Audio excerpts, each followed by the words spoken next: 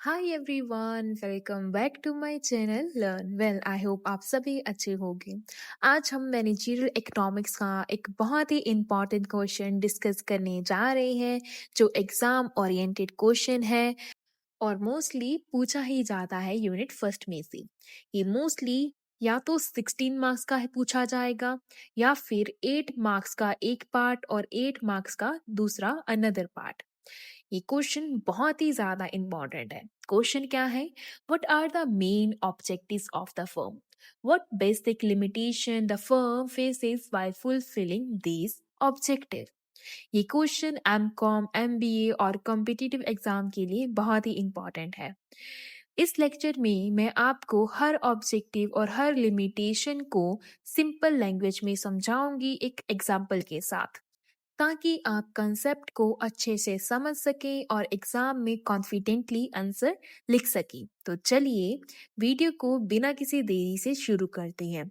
लेकिन स्टार्ट करने से पहले अगर आप इस चैनल पर नए हो या फिर आपने अभी तक मेरे चैनल लर्न वेल को सब्सक्राइब नहीं किया है, तो जल्दी जाके इसे सब्सक्राइब कर लीजिए and don't forget to press the bell icon, ताकि आपको फ्यूचर वीडियोस का अपडेट टाइमली मिलता रहे।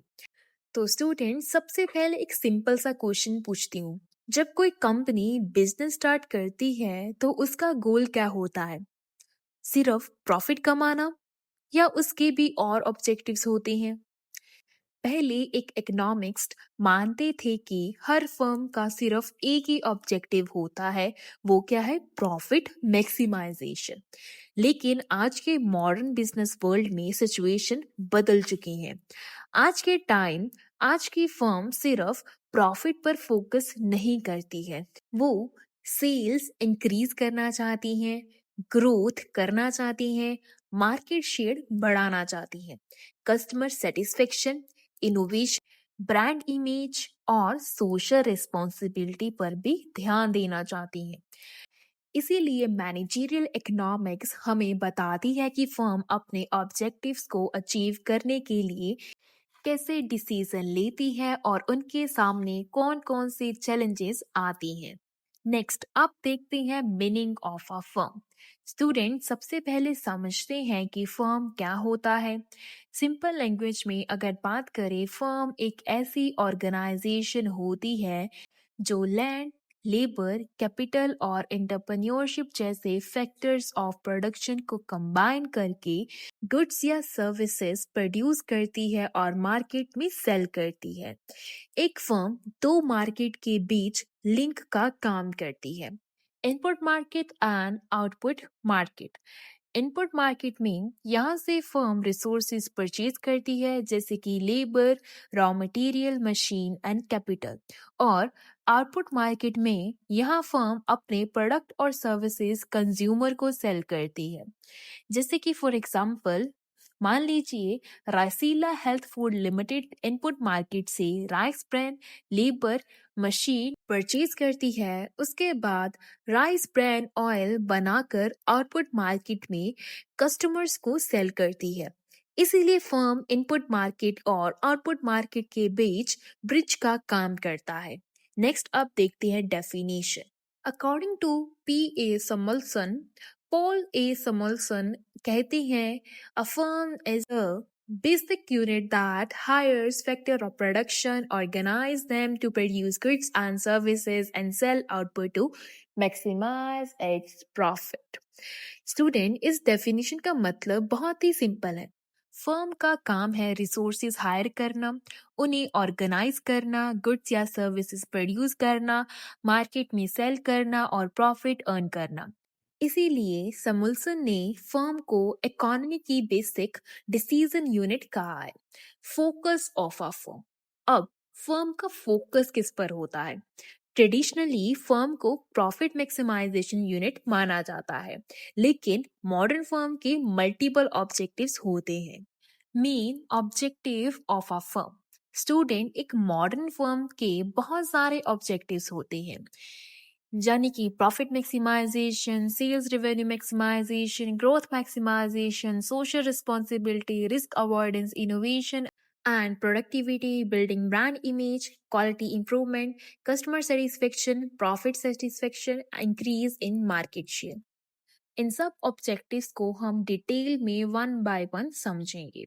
सबसे पहला और ट्रेडिशनल ऑब्जेक्टिव है प्रॉफिट मैक्सिमाइजेशन। सिंपल लैंग्वेज में अगर बात करें, हर प्राइवेट फर्म चाहती है कि उसका प्रॉफिट मैक्सिमाइज हो। प्रॉफिट का मतलब होता है इनकम माइनस एक्सपेंसेस, या इकोनॉमिक्स की लैंग्वेज में इसका फॉर्मूला होता है profit equals to total revenue minus total cost. यहाँ टोटल रेवेन्यू का मतलब होता है प्रोडक्ट सेल करके जो टोटल इनकम होती है उसे टोटल रेवेन्यू कहती हैं, और टोटल कॉस्ट किसे कहती हैं? प्रोडक्ट बनाने का टोटल खर्चा को टोटल कॉस्ट कहते हैं। फॉर एग्जाम्पल, सपोज एक बेकरी ने एक दिन में 50,000 की सेल की, ये उसका टोटल रेवेन्यू है। उस बेकरी का टोटल खर्चा जैसे कि floor, sugar, electricity, salary, rent सब मिलाकर टोटल 35,000 का हुआ। तो प्रॉफिट कितना हुआ? फॉर्मूला अप्लाई कर दो, profit equals to total revenue minus total cost. Total revenue कितना है? 50,000 और टोटल कॉस्ट 35,000। 50,000 माइनस 35,000, प्रॉफिट हमारा हुआ टोटल 15,000 का। ये बेकरी का टोटल प्रॉफिट है। फर्म मैक्सिमम प्रॉफिट कब अर्न करती है? मैनेजरियल इकोनॉमिक्स के अकॉर्डिंग फर्म तब मैक्सिमम प्रॉफिट अर्न करती है जब marginal revenue equals to marginal cost. Student, ये लाइन एग्जाम के लिए बहुत इंपॉर्टेंट है। मार्जिनल रेवेन्यू मतलब एक और एक्स्ट्रा यूनिट सेल करने से जो एक्स्ट्रा रेवेन्यू मिलता है उसे मार्जिनल रेवेन्यू कहते हैं, और मार्जिनल कॉस्ट मतलब एक और एक्स्ट्रा यूनिट प्रोड्यूस करने का एक्स्ट्रा कॉस्ट। जब दोनों इक्वल हो जाते हैं तब फर्म को मैक्सिमम प्रॉफिट मिलता है। एग्जाम में एक लाइन लिखकर आना, a firm reaches maximum profit where MR is equal to MC, और इसे हाईलाइट कर देना। अब एक क्वेश्चन अराइज होता है कि प्रॉफिट मैक्सिमाइजेशन क्यों इंपॉर्टेंट है? स्टूडेंट, प्रॉफिट सिर्फ ओनर के इनकम नहीं होती। प्रॉफिट की वजह से कंपनी बिजनेस को कंटिन्यू कर सकती है, न्यू मशीन्स परचेज कर सकती है, एक्सपेंशन कर सकती है, एम्प्लॉयज को सैलरी दे सकती है, इन्वेस्टर्स को अट्रैक्ट कर सकती है और फ्यूचर में ग्रोथ कर सकती है। इसीलिए प्रॉफिट बिजनेस के लिए बहुत इंपॉर्टेंट होता है। सपोज कीजिए अमूल को हर साल प्रॉफिट होता है। उस प्रॉफिट का यूज करके वो न्यू प्लांट लगाती है, न्यू प्रोडक्ट्स लॉन्च करती है, टेक्नोलॉजी इंप्रूव करती है और फार्मर को बेटर सपोर्ट देती है। यानी प्रॉफिट कंपनी की फ्यूचर ग्रोथ का बेस होता है। स्टूडेंट, ये डायग्राम प्रॉफिट मैक्सिमाइजेशन की है, इसे हम अब एक्सप्लेन करते हैं। ग्राफ में y एक्सिस पर वैल्यू होती है और x एक्सिस पर आउटपुट होता है हमेशा। दो कर्व्स हैं जिसमें पहली है TR की, टोटल रेवेन्यू की, और दूसरी टोटल कॉस्ट की। जहां TR और TC के बीच का गैप सबसे ज्यादा होता है वहीं प्रॉफिट मैक्सिमाइजेशन का पॉइंट होता है। ग्रीन शेडेड एरिया को ही प्रॉफिट दिखाया गया है। वेन्यू जितना कॉस्ट से ज्यादा होगा उतना ही प्रॉफिट हमारा ज्यादा होगा। Second objective is sales revenue maximization. Sales revenue maximization क्या होता है? सेल्स रेवेन्यू मैक्सिमाइजेशन का मतलब है कंपनी अपनी सेल से मैक्सिमम इनकम अर्न करना चाहती है। यहाँ कंपनी का फोकस सिर्फ प्रॉफिट पर नहीं बल्कि मैक्सिमम सेल पर होता है। प्रॉफिट मैक्सिमाइजेशन में फोकस मैक्सिमम प्रॉफिट पर होता है और सेल्स रेवेन्यू मैक्सिमाइजेशन में फोकस मैक्सिमम सेल पर होता है। स्टूडेंट, कभी कभी कंपनी जानबूझकर प्रॉफिट कम रखती है। ऐसा क्यों? क्योंकि ताकि ज्यादा से ज्यादा कस्टमर उनका प्रोडक्ट खरीदे। जब सेल्स बढ़ती है तो कंपनी का मार्केट भी बड़ा होता है, फ्यूचर में प्रॉफिट भी ऑटोमेटिकली बढ़ने लगता है। फॉर एग्जाम्पल, सपोज एक मोबाइल कंपनी नया स्मार्टफोन लॉन्च करती है। उसकी एक्चुअल कॉस्ट 18,000 है, वो उसे 19,000 में बेचती है। प्रॉफिट बहुत कम है, लेकिन लाखों लोग फोन खरीद लेते हैं। कंपनी की सेल बहुत इंक्रीज हो जाती है। यही सेल्स रेवेन्यू मैक्सिमाइजेशन होता है। सेल्स मैक्सिमाइजेशन तब होती है जब टोटल रेवेन्यू मैक्सिमम हो और मार्जिनल कॉस्ट जीरो हो। लेकिन कंपनी को मिनिमम प्रॉफिट मेंटेन करना जरूरी होता है। अगर प्रॉफिट ही नहीं होगा तो कंपनी सरवाइव कैसे करेगी? ग्राफ में y एक्सिस पर रिवेन्यू है और x एक्सिस पर आउटपुट है। टी आर कर्व पहले ऊपर जाती है, एक पॉइंट पर मैक्सिमम हो जाती है, उसके बाद नीचे आने लगती है। जहां टी आर हाईएस्ट होती है उसी पॉइंट को सेल्स मैक्सिमाइजेशन पॉइंट कहते हैं। उस पॉइंट पर एम आर जीरो होता है। Third objective is growth maximization. Student, हर कंपनी ग्रो करना चाहती है। ग्रोथ का मतलब सिर्फ प्रॉफिट बढ़ाना नहीं होता। ग्रोथ का मतलब होता है न्यू ब्रांचेस खोलना, न्यू प्रोडक्ट लॉन्च करना, न्यू मार्केट में एंटर करना, कंपनी के साइज को इंक्रीज करना। इसी ऑब्जेक्टिव को ग्रोथ मैक्सिमाइजेशन कहते हैं। स्टूडेंट, कई कंपनीज शुरू में कम प्रॉफिट अर्न करती है, लेकिन वो एक्सपेंशन पर ज्यादा पैसा इन्वेस्ट करती है। ऐसा क्यों? क्योंकि उनका टारगेट लॉन्ग टर्म ग्रोथ होता है। सपोज एक रेस्टोरेंट सिर्फ लुधियाना में है। ओनर डिसाइड करता है खन्ना, पटियाला, चंडीगढ़, जालंधर में भी ब्रांचेस खोलने हैं। ये ग्रोथ मैक्सिमाइजेशन है।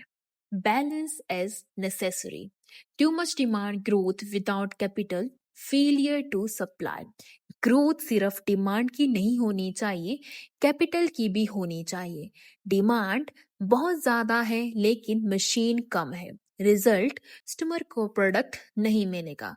सिचुएशन टू, मशीन बहुत ज्यादा है लेकिन डिमांड ही नहीं है। रिजल्ट, मशीन खाली पड़ी रहेंगी, लॉस हो जाएगा। बैलेंस ग्रोथ का मतलब है डिमांड और कैपिटल दोनों का ग्रोथ एक साथ होना चाहिए। इसी को बैलेंस्ड ग्रोथ कहते हैं। ये है ग्रोथ मैक्सिमाइजेशन की डायग्राम। वाई एक्सिस में ग्रोथ इंडेक्स लिखा हुआ है और एक्स एक्सिस पर टाइम। दो लाइंस होती है, डिमांड ग्रोथ की और कैपिटल ग्रोथ की। इन दोनों के बीच का एरिया बैलेंस ग्रोथ जोन है। ये कंपनी की हेल्दी ग्रोथ को शो करता है। Next objective is social responsibility. Student, आज की कंपनी सिर्फ पैसा कमाने के लिए बिजनेस नहीं करती, उनकी सोसाइटी के प्रति भी रिस्पॉन्सिबिलिटी होती है। इसी ऑब्जेक्टिव को कहते हैं कॉर्पोरेट सोशल रिस्पॉन्सिबिलिटी। स्टूडेंट, अगर कंपनी सिर्फ प्रॉफिट कमाए और इन्वायरमेंट को डैमेज करे तो सोसाइटी उस कंपनी को सपोर्ट करेगी? बिल्कुल नहीं। इसीलिए company tree plantation, education, health camp, scholarship, women empowerment, environmental protection जैसे एक्टिविटीज करती है। मान लीजिए एक कंपनी स्कूल में फ्री कंप्यूटर्स डोनेट करती है या गांव में हेल्थ कैंप लगाती है। ये CSR का एग्जाम्पल है। CSR करने के क्या बेनिफिट होते हैं? CSR करने से कंपनी की गुडविल बढ़ती है, ब्रांड इमेज इंप्रूव होती है और कस्टमर्स का ट्रस्ट बढ़ता है। Next objective is risk avoidance. Student, business में रिस्क हमेशा होता है, इसीलिए फर्म का एक ऑब्जेक्टिव होता है रिस्क को अवॉइड या फिर मिनिमाइज करना। Every business faces risk, market risk, financial risk and political risk. Market risk मतलब डिमांड कम हो गई है। फाइनेंशियल रिस्क मतलब लोन का इंटरेस्ट बढ़ गया है। पॉलिटिकल रिस्क मतलब गवर्नमेंट ने न्यू टैक्स लगा दिया। फर्म क्या करती है? रिस्क कम करने के लिए इंश्योरेंस लेती है, डिफरेंट प्रोडक्ट्स लॉन्च करती है, डिफरेंट मार्केट में बिजनेस करती है और इमरजेंसी फंड्स मेंटेन करती है। फॉर एग्जाम्पल, एक कंपनी सिर्फ इंडिया में बिजनेस नहीं करती, USA, कनाडा, UK में भी प्रोडक्ट सेल करती है। अगर एक कंट्री में डिमांड कम हो जाए तो दूसरी कंट्री से सेल्स आ जाती है। इससे रिस्क कम हो जाता है। Next objective is innovation and productivity. Market में कंपटीशन बहुत ज्यादा है। अगर कंपनी नए आइडियाज नहीं लाएगी तो कस्टमर्स दूसरी कंपनी के पास चले जाएंगे। इसीलिए इनोवेशन बहुत इंपॉर्टेंट ऑब्जेक्टिव है। इनोवेशन का मतलब होता है new products, new services, new technology, new processes को इंट्रोड्यूस करना। और प्रोडक्टिविटी का मतलब होता है सेम रिसोर्सेज से ज्यादा प्रोडक्शन करना या कम रिसोर्सेज से सेम प्रोडक्शन करना। मान लीजिए एप्पल हर साल नए आईफोन्स लॉन्च करता है। टेस्ला इलेक्ट्रिक कार्स में कंटिन्यूसली इनोवेशन करता है। इसी वजह से ये कंपनीज मार्केट लीडर हैं। Firm focus on research and development to stay competitive. Firm को रिसर्च एंड डेवलपमेंट पर इन्वेस्ट करना चाहिए ज़्यादा से ज़्यादा। Next type of objective is building brand image. Student, आज लोग सिर्फ प्रोडक्ट नहीं खरीदते, ब्रांड भी खरीदते हैं। स्ट्रॉन्ग ब्रांड इमेज का मतलब होता है कस्टमर को कंपनी पर ट्रस्ट है। अगर मार्केट में दो स्पोर्ट्स शूज हैं, एक अननोन कंपनी का, एक नाइकी का, काफी कस्टमर्स नाइकी चूज करेंगे। ऐसा क्यों? ब्रांड ट्रस्ट की वजह से। इसी को ब्रांड इमेज कहते हैं। स्ट्रॉन्ग ब्रांड का बेनिफिट क्या है? कस्टमर लॉयल्टी बढ़ती है, कंपेटिटिव एडवांटेज मिलता है, प्रीमियम प्राइस चार्ज कर सकते हैं और सेल्स इंक्रीज होती है। फॉर एग्जाम्पल, जैसे कि Coca Cola, Naik, Samsung focus on brand building campaign. ये कंपनीज ब्रांडिंग पर बहुत ज्यादा इन्वेस्टमेंट करती है। Next type of objective is quality of product and services. Student, एक सिंपल क्वेश्चन, अगर आपको दो मोबाइल फोन दिए जाएं, एक अच्छी क्वालिटी का और एक लो क्वालिटी का, आप कौन सा चूज करोगे? ऑब्वियसली अच्छी क्वालिटी का। इसीलिए हर फर्म का एक इम्पॉर्टेंट ऑब्जेक्टिव होता है हाई क्वालिटी प्रोडक्ट्स और सर्विसेज प्रोवाइड करना। सिंपल लैंग्वेज में अगर बात करें, क्वालिटी का मतलब है कस्टमर को ऐसे प्रोडक्ट या सर्विसेज देना जो उनकी एक्सपेक्टेशन को मीट करे या उससे भी बेटर हो। क्वालिटी क्यों इम्पोर्टेंट होती है? अगर क्वालिटी अच्छी होगी तो कस्टमर खुश होंगे, कंप्लेंट्स कम होंगी, ब्रांड पर ट्रस्ट बढ़ेगा, सेल्स इंक्रीज होंगी और कंपनी की रेपुटेशन इंप्रूव होगी। For example, Toyota car safety and reliability. Toyota की कार्स दुनिया भर में सेफ्टी और रिलायबिलिटी के लिए फेमस है। इसी वजह से लोग टोयोटा पर ट्रस्ट करते हैं और बार बार उसकी कार्स खरीदते हैं। अगर किसी कंपनी की क्वालिटी बार बार खराब निकले तो क्या होगा? बिल्कुल सही, कस्टमर उस कंपनी का प्रोडक्ट खरीदना बंद कर देंगे। इसीलिए क्वालिटी मेंटेन करना बहुत जरूरी है। Next type of objective is customer satisfaction. आज के बिजनेस वर्ल्ड में एक फेमस लाइन है, कस्टमर इज किंग। इसका मतलब क्या है? इसका मतलब है बिजनेस तभी सक्सेसफुल होगा जब कस्टमर सेटिस्फाइड होगा। कस्टमर सेटिस्फेक्शन का मतलब है कस्टमर को प्रोडक्ट या सर्विसेज यूज करने के बाद खुशी और सेटिस्फेक्शन मिलना, उसे ही कस्टमर सेटिस्फेक्शन कहते हैं। अब कस्टमर सेटिस्फेक्शन कैसे अचीव होती है? कंपनी को प्रोवाइड करना चाहिए fair prices, good quality, good after sale services, fast delivery, friendly customer support. Suppose आप ऑनलाइन शॉपिंग करते हो, प्रोडक्ट टाइम पर डिलीवर हो जाता है, क्वालिटी भी अच्छी होती है और अगर प्रॉब्लम आए तो कंपनी तुरंत रिप्लेस कर देती है। क्या आप दोबारा उस कंपनी से शॉपिंग करोगे? हाँ, इसी को कस्टमर सेटिस्फेक्शन कहते हैं। बेनिफिट्स क्या हैं? बेनिफिट्स हैं सेटिस्फाइड कस्टमर जो होते हैं वो दोबारा परचेज करते हैं, अपने फ्रेंड्स को और फैमिली को रिकमेंड करते हैं, कंपनी की फ्री मार्केटिंग कर देते हैं। इससे कंपनी की लॉन्ग टर्म ग्रोथ होती है। Next type of objective is profit satisfaction. Student, ये ऑब्जेक्टिव थोड़ा इंटरेस्टिंग है। हर कंपनी मैक्सिमम प्रॉफिट अर्न नहीं करना चाहती। कई फर्म सिर्फ सेटिस्फैक्टरी प्रॉफिट अर्न करना चाहती हैं। इसे कहते हैं प्रॉफिट सेटिस्फेक्शन। सपोज एक कंपनी प्रोडक्ट की प्राइस बहुत ज्यादा बढ़ा देती है, शॉर्ट टर्म में प्रॉफिट बढ़ जाएगा लेकिन कस्टमर नाराज हो जाएंगे, ब्रांड इमेज खराब हो जाएगी, लॉन्ग टर्म में सेल्स कम हो सकती है। इसीलिए कई फर्म्स कहती हैं हमें मैक्सिमम प्रॉफिट नहीं, रीजनेबल और सेटिस्फैक्टरी प्रॉफिट चाहिए। फॉर एग्जाम्पल, एक मेडिकल स्टोर एसेंशियल मेडिसिन पर बहुत ज्यादा प्रॉफिट नहीं कमाता, वो रीजनेबल मार्जिन रखता है ताकि कस्टमर का ट्रस्ट बना रहे। ये ही प्रॉफिट सेटिस्फेक्शन का एग्जाम्पल है।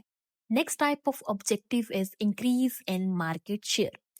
मार्केट शेयर का मतलब है मार्केट में टोटल सेल्स का कितना हिस्सा किसी एक कंपनी के पास है। सिंपल वर्ड्स में मतलब जितना बड़ा मार्केट शेयर, उतनी बड़ी कंपनी की मार्केट में पोजीशन। कई कंपनीज शुरू में प्रॉफिट की जगह मार्केट शेयर बढ़ाने पर फोकस करती है। ऐसा क्यों? क्योंकि जब कस्टमर्स बढ़ेंगे तो फ्यूचर में प्रॉफिट भी अपने आप बढ़ जाएगा। सपोज एक सिटी में टोटल 1000 कोल्ड ड्रिंक बोतल बिकती है। अगर कोका कोला की 400 बोतल्स बिकती हैं तो कोका कोला का मार्केट शेयर कितना होगा? 40%। ये दिखाता है कि मार्केट का सबसे बड़ा हिस्सा उसके पास है। मार्केट शेयर के बेनिफिट क्या हैं? अगर कंपनी का मार्केट शेयर बड़ा होगा तो कस्टमर्स ज्यादा होंगे, ब्रांड स्ट्रांग होगा, कंपटीटर से एडवांटेज मिलेगा, लॉन्ग टर्म सिक्योरिटी मिलेगी, कंपनी मार्केट में लीडर बन सकते हैं। फॉर एग्जांपल, कई बिग टेक कंपनी शुरू में हैवी इन्वेस्टमेंट करती हैं और शॉर्ट टर्म में प्रॉफिट की सेक्रीफाइस करती हैं ताकि ज्यादा से ज्यादा यूजर्स और मार्केट शेयर मिल सके। जब उनका कस्टमर बेस स्ट्रांग हो जाता है तब लॉन्ग टर्म ग्रोथ और प्रॉफिटेबिलिटी के अपॉर्चुनिटीज भी बढ़ जाती हैं। Illustrate how firm distribute their dominance in the market. Firm A has the highest share, enjoy more power. Suppose firm A के पास 40%, फर्म बी के पास 30%, फर्म सी के पास 20% एंड अदर 10%। यहाँ फर्म ए का मार्केट शेयर ज्यादा है, इसीलिए उसकी मार्केट पावर भी स्ट्रॉन्ग है। इन ऑब्जेक्टिव्स को याद करने का तरीका क्या है? Please study great subjects regularly. Intelligent boys qualify cleverly, perform more. Please मतलब P प्रॉफिट मैक्सिमाइजेशन, स्टडी मतलब S का सेल्स रेवेन्यू मैक्सिमाइजेशन, ग्रेड का G ग्रोथ मैक्सिमाइजेशन, सब्जेक्ट का S सोशल रिस्पॉन्सिबिलिटी, रेगुलरली का मतलब R risk avoidance, intelligent I का innovation and productivity, boys का B building brand image, qualify का Q quality of product and services, cleverly का C customer satisfaction, perform का P profit maximisation और profit satisfaction, मोर का M market share. अब तक हमने सिर्फ ऑब्जेक्टिव समझे हैं, लेकिन एक इम्पोर्टेंट क्वेश्चन ये भी है कि क्या फर्म अपने सारे ऑब्जेक्टिव आसानी से अचीव कर लेती है? The answer is no. हर फर्म के सामने कुछ लिमिटेशंस या कंस्ट्रेन आते हैं। ये जो लिमिटेशन फर्म की ग्रोथ, प्रोडक्शन, सेल और प्रॉफिट को इफेक्ट करती है। अगर सिंपल लैंग्वेज में बात करें, लिमिटेशन वो प्रॉब्लम्स हैं जो फर्म को अपने ऑब्जेक्टिव अचीव करने से रोक सकती है या मुश्किल बना सकती है। अब एक एक लिमिटेशन को हम डिटेल में समझेंगे। सबसे पहला लिमिटेशन है limited financial resources. Student, business चलाने के लिए सबसे पहले किस चीज की जरूरत होती है? मनी की। अगर कंपनी के पास सफिशिएंट फंड ही ना होंगे तो वो न्यू मशीनरी कैसे खरीद पाएगा, एम्प्लॉयज को हायर नहीं कर पाएगा, एक्सपेंशन नहीं हो पाएगा और मार्केटिंग नहीं कर पाएगा। सपोज एक स्मॉल बेकरी सेकेंड आउटलेट खोलना चाहती है, लेकिन उसके पास रेंट और इक्विपमेंट खरीदने के लिए पैसे ही नहीं है, इसीलिए एक्सपेंशन रुक जाता है। मैनेजर्स इसमें क्या चैलेंज फेस करता है? लिमिटेड बजट का बेस्ट यूज करना और सही जगह इन्वेस्ट करना, यही उसके लिए सबसे बड़ा चैलेंज है। Second point is scarcity of skilled labour. Machine खरीदना इजी है, लेकिन स्किल्ड एम्प्लॉयज ढूंढना बहुत ही ज्यादा मुश्किल है। अगर ट्रेन्ड वर्कर नहीं होंगे तो क्वालिटी और प्रोडक्ट दोनों इफेक्ट होगी। फॉर एग्जाम्पल, एक सॉफ्टवेयर कंपनी नया ऐप लॉन्च करना चाहती है, लेकिन एक्सपीरियंस डेवलपर्स नहीं मिल रहे, तो इससे क्या होगा? प्रोजेक्ट करने में डिले आएगा। Third is technological constraint. Technology continuously change हो रही है। जो कंपनी ओल्ड मशीन्स यूज करेगी वो मार्केट में पीछे रह जाएगी। फॉर एग्जाम्पल, एक मैन्युफैक्चरिंग कंपनी पुरानी मशीन्स यूज करती है, उसके प्रोडक्ट की क्वालिटी कंपटीटर से कम होती है, कस्टमर कंपटीटर के प्रोडक्ट खरीदने लग जाता है। Fourth point is legal and regulatory restrictions. Her firm को गवर्नमेंट के लॉज फॉलो करने पड़ते हैं, जैसे labour law, GST, pollution control, tax rules and consumer protection law. For example, a chemical company cannot expand production due to the strict pollution control regulations. एक chemical company production increase करना चाहती है, लेकिन pollution rules की वजह से permission नहीं मिली. Expansion delay हो जाता है इससे. Next limitation is market competition. Student, competition her business का हिस्सा होता है.